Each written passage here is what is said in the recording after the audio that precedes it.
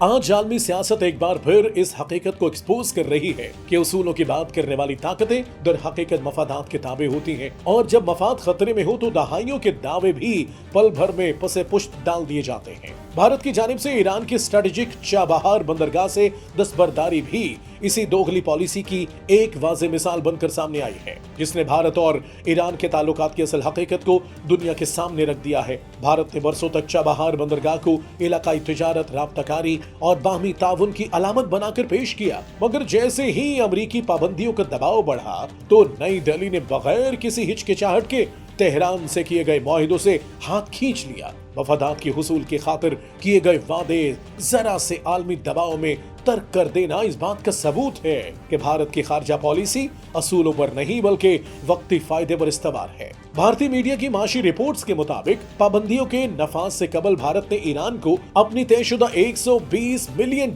کی رقم ادا ضرور کی تھی، لیکن اس ادائیگی کے باوجود عملی طور پر منصوبے سے پیچھے ہٹ جانا بھارت کے غیر سنجیدہ اور موقع پرستانہ رویے کو ایکسپوز کرتا ہے۔ یہی نہیں بلکہ انڈیا پورٹس گلوبل لمیٹڈ کے بورڈ پر موجود تمام سرکاری نامزد ڈائریکٹرز کا اجتماعی استعفیٰ اس پورے معاملے کو مزید مشکوک بنا رہا ہے۔ صورتحال اس وقت مزید سنگین ہو گئی جب رپورٹ سامنے آئی کہ India ports global limited company کی ویب سائٹ بھی بند کر دی گئی تاکہ امریکی پابندیوں کے ممکنہ اثرات سے افراد اور اداروں کو بچایا جا سکے۔ اکنامک ایکسپرٹس کے اکارڈنگ یہ اقدام اس بات کی علامت ہے کہ بھارت کو خود اپنی سرگرمیوں اور اس کمپنی کی اصل نوعیت کے بے نقاب ہونے کا شدید خدشہ تھا، کیونکہ بظاہر یہ سرمایہ کاری تجارتی مقاصد کے لیے کی گئی تھی، لیکن حقیقت میں بھارت کے عزائم کہیں زیادہ گہرے اور مشکوک تھے۔ انڈیا پورٹس گلوبل لمیٹڈ دراصل ایک مخصوص مقصد کے تحت قائم کی گئی تھی، اور وہ مقصد چابہار بندرگاہ پر کنٹرول حاصل کرنا تھا، نہ کہ صرف تجارتی ترقی۔ اگر امریکی پابندیاں پوری شدت سے نافذ ہوتی